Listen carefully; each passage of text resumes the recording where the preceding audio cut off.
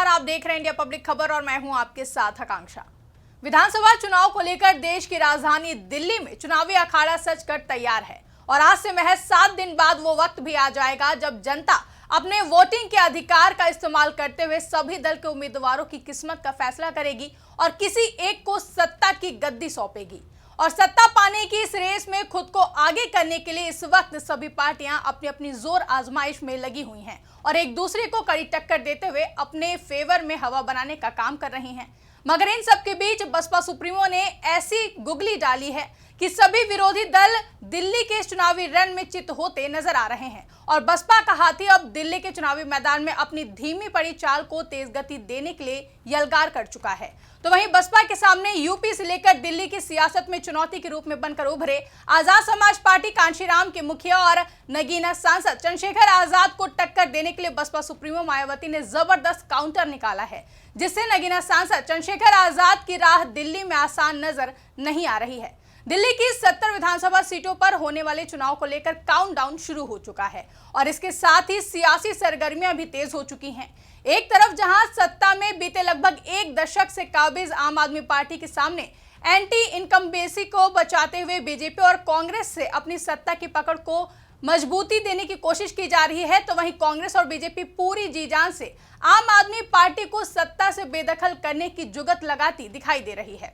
इस चुनावी रण को फतेह करने के लिए सभी पार्टियां आपस में तो एक दूसरे पर जुबानी हमला कर ही रही हैं, साथ ही जनता के लिए लोक लुभावन वादे और दावे भी किए जा रहे हैं। वहीं दिल्ली के चुनावी जंग में पहले से ही 70 विधानसभा सीटों पर 69 उम्मीदवारों को उतारकर कड़ी टक्कर देने का इरादा लेकर चौतरफा मुकाबला बनाने की कोशिश कर रही बसपा सुप्रीमो मायावती ने यहां हर किसी को एक जबरदस्त झटका दे चुकी हैं, जिसके बाद दिल्ली का ये चुनाव रोमांचक मोड़ पर आ गया है। दरअसल दिल्ली की सियासत में एक समय बसपा नंबर 3 की पार्टी हुआ करती थी। दिल्ली में बसपा के 2 विधायक और 14% वोट शेयर हुआ करता था, लेकिन आम आदमी पार्टी के संयोजक और पूर्व सीएम अरविंद केजरीवाल के सियासी उदय के बाद बसपा गुमसी हो गई।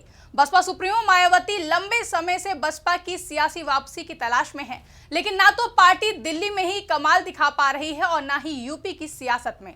ऐसे में बसपा सुप्रीमो मायावती ने दिल्ली चुनाव में बसपा के काया पलट करने के लिए कांशीराम वाला सियासी प्रयोग आजमाया है, जिसमें पार्टी कैडर से जुड़े नेताओं पर खास भरोसा जताया गया है, जिसके चलते बसपा ने दिल्ली चुनाव में इस बार 69 सीटों पर अपने उम्मीदवार उतारे हैं। बसपा ने टिकट बांटने में इस बार दूसरे दलों से आए नेताओं पर भरोसा जताने के बजाय पार्टी कैडर से जुड़े नेताओं को प्रत्याशी बनाया है। इतना ही नहीं, बसपा ने अपने कोर वोट बैंक का खासा ख्याल रखते हुए 69 में से 45 उम्मीदवार दलित समाज से दिए हैं, जिसमें खासकर जाटव समाज पर विश्वास जताया गया है। इसके अलावा अति पिछड़ी जाति के उम्मीदवार भी ठीक ठाक हैं। बता दें, कांशीराम ने बसपा के गठन के बाद 90 के शुरुआती दौर में बसपा ने यूपी की सियासत में ऐसा ही प्रयोग किया था।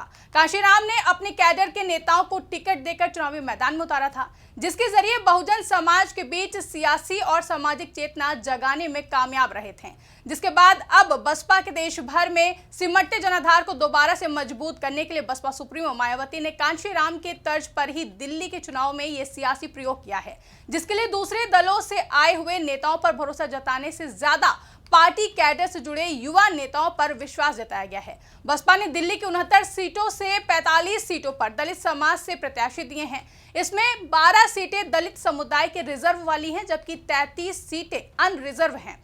इस तरह से बसपा सुप्रीमो ने दिल्ली की 33 जनरल सीटों पर भी दलित समाज को टिकट देकर अपने खिसकते हुए दलित वोटों को दोबारा से जोड़े रखने की एक कवायद की है। जबकि बसपा के दलित उम्मीदवारों का जाति विश्लेषण देखें तो बसपा सुप्रीमो मायावती ने 35 सीटों पर अपने सजाति जाटव समाज को प्रत्याशी बनाया है। जाटव वोटर बसपा का कोर वोट बैंक माना जाता है और जाटव के जरिए ही पार्टी अक्सर अपनी पकड़ बनाए रखने में कामयाब रही है।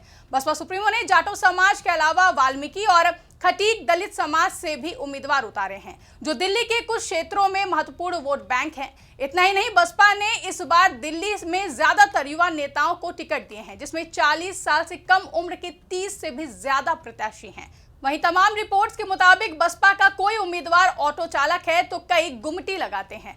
यानी कि दिल्ली विधानसभा चुनाव में बसपा सुप्रीमो ने एक तीर से कई निशाना साधने का काम किया है। बसपा प्रमुख मायावती ने दिल्ली विधानसभा चुनाव में जिस तरह से पार्टी कैडर और युवा नेताओं को टिकट देकर उतारा है, उसके पीछे एक सोची समझी रणनीति मानी जा रही है। कथित तौर पर बसपा एक तरफ अपने कैडर के नेताओं को टिकट देकर उस आरोप को काउंटर करने की कोशिश कर रही है जिसमें उस पर पैसे देकर टिकट देने का आरोप लगता है। इसके अलावा मुस्लिम बहुल सीटों पर दलित उम्मीदवार उतारकर बीजेपी के बी टीम वाले नैरेटिव को भी तोड़ने की कवायद मानी जा रही है। दिल्ली विधानसभा चुनाव में रिजर्व सीटों के साथ जिस तरह से सामान्य सीटों पर दलित प्रत्याशी उतारे हैं, उसके जरिए बसपा की तरफ से दिल्ली में दलित समाज के विश्वास को दोबारा से हासिल करने की एक कोशिश है। वहीं बसपा की पिछली परफॉर्मेंस की बात करें तो दिल्ली में 1998 के बाद से लगातार 2008 तक बसपा बढ़ती रही है। 2008 के चुनाव में बसपा के 2 विधायक और 14% वोट शेयर हो गया था, लेकिन अरविंद केजरीवाल के सियासी उदय के बाद बसपा पूरी तरह साफ हो गई।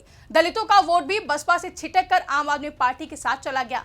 इस तरह बसपा सुप्रीमो मायावती की कोशिश इस बार अपने दलित मतदाताओं के विश्वास को जीतने की है, जिसके चलते बसपा सुप्रीमो ने दिल्ली चुनाव में जिस तरह से युवाओं को टिकट देकर मैदान में उतारा है, उसके पीछे नगीना सांसद चंद्रशेखर आजाद के बढ़ते सियासी प्रभाव को काउंटर करने की एक कवायद भी मानी जा रही है। दरअसल आजाद समाज पार्टी के मुखिया चंद्रशेखर आजाद के सांसद बनने के बाद दलित युवाओं के बीच उनकी लोकप्रियता बढ़ी है और नगीना सांसद चंद्रशेखर आजाद लगातार जनता को लुभाने की कोशिश के साथ ही जनता के हर मुद्दे पर मुखरता से आवाज उठाते हुए भी देखे जा रहे हैं। कथित तौर पर यही वजह है कि बसपा युवाओं पर ध्यान केंद्रित कर रही है ताकि चंद्रशेखर आजाद की तरफ जा रहे युवाओं को रोका जा सके।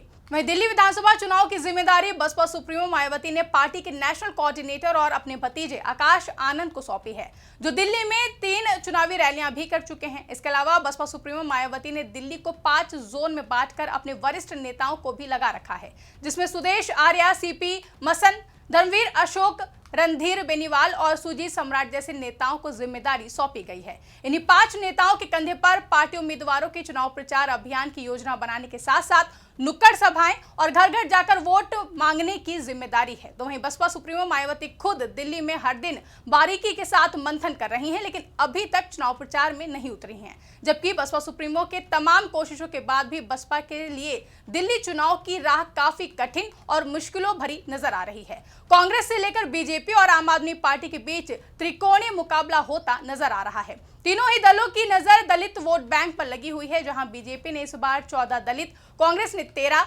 और आम आदमी पार्टी ने 12 दलित प्रत्याशी उतारे हैं। तो वहीं बीजेपी और कांग्रेस ने रिजर्व सीटों के अलावा सामान्य सीट पर भी दलित दांव खेला है। तो वहीं दिल्ली में बसपा जिस वोट बैंक के जरिए राजनीति बुलंद करने के लिए कोशिश कर रही है, वो लगातार खिसकता नजर आ रहा है। दलित वोटर बीजेपी से लेकर आम आदमी पार्टी और कांग्रेस के साथ भी बिखरता नजर आ रहा है। तो वहीं दलितों का एक बड़ा तबका आम आदमी पार्टी का कोर वोट बैंक बन चुका है, जिन्हें केजरीवाल साधे रखने के लिए तमाम तरह के दावों और वादों के जरिए लगातार जतन कर रहे हैं। साफ है कि दिल्ली में बसपा के सामने अपने खोए हुए जनाधार को वापस पाने के लिए कई चुनौतियां हैं। 2020 के चुनाव में तो बसपा के सभी उम्मीदवारों की जमानत जब्त हो गई थी और पार्टी का वोट 1% से भी नीचे चला गया था। ऐसे में मायावती के लिए दिल्ली के चुनाव में बसपा की सियासी नैया पार लगाना आसान तो नहीं है, लेकिन बसपा सुप्रीमो मायावती ने जिस तरह से इस बार के दिल्ली विधानसभा चुनाव को लेकर कांशी राम का फॉर्मूला अपनाने की जो कोशिश की है, उससे बसपा को दिल्ली में धीमी पड़ी हाथी की चाल में तेजी लाने की उम्मीद है। ऐसे में देखना दिलचस्प होगा कि बसपा सुप्रीमो मायावती बीजेपी, कांग्रेस और आम आदमी पार्टी के साथ ही आजाद समाज पार्टी के मुखिया चंद्रशेखर आजाद से अपनी दलित और जाटव वोटर्स को बचाने में कामयाब होंगी या फिर नहीं। आपको क्या लगता है, कमेंट करके हमें जरूर बताएं। साथ ही ऐसी ही तमाम बड़ी खबरों के लिए हमारे YouTube चैनल को सब्सक्राइब करना ना भूलें।